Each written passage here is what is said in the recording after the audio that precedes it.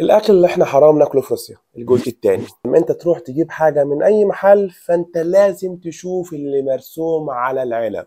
فلو الحاجه مصنوعه من خنزير بيرسموا خنزير، واوقات بيعملوا حاجه من البقر والخنزير فبيرسموا بقر وخنزير مع بعض. يعني تكتب اسفينينا، وطبعا اسفينينا معناها خنزير فبيكتب ان الحاجه دي مصنوعه من الخنزير. طب هم لو ما رسموش الرسمه على الغلاف ولو ما كتبوش اسم اسفينينا بالخط العريض، طب هنعرف ازاي ان دي حرام او حاجه ناكلها؟ هنلف يا باشا المنتج ونبص في السوستاف او المكونات، هنقرا لو لقينا كلمه اسفينينا حتى لو مكون فرعي يبقى حرام طبعا. غير كده لو مشتقات بتاعت الخنزير، دهون خنزير او مش عارف ايه، قلتها في فيديو الجزء الاول، لو ما شفتوش لازم تروح تشوفه. تلاقي فيه كود ودوت كود بتاع دهن الخنزير. برضو الاكواد ديت لازم تاخدوها سكرين شوت تعرفوا في دهن الخنزير. اختلاف ممكن تكون حرام حلال، لو مشتق من الخنزير حرام، لو مشتق من نبات حلال. في شيوخ بيقول لك حلال تاكلها وشيوخ يقول لك بلاش، يعني حوار الشبهات ده وابعد عنها وخلاص. فالحاجات اللي فيها دهن خنزير ديت بيكون الحاجات الغاليه والوحشه لصحتك، بسكوت ومش عارف ايه. يا عم تجنبها، وفر فلوسك واشتري فراخ واشتري حاجات مفيده، والله احسن بمليون مره. انتوا عارفين يا جماعه الخنزير فيه دهون كتيره قوي،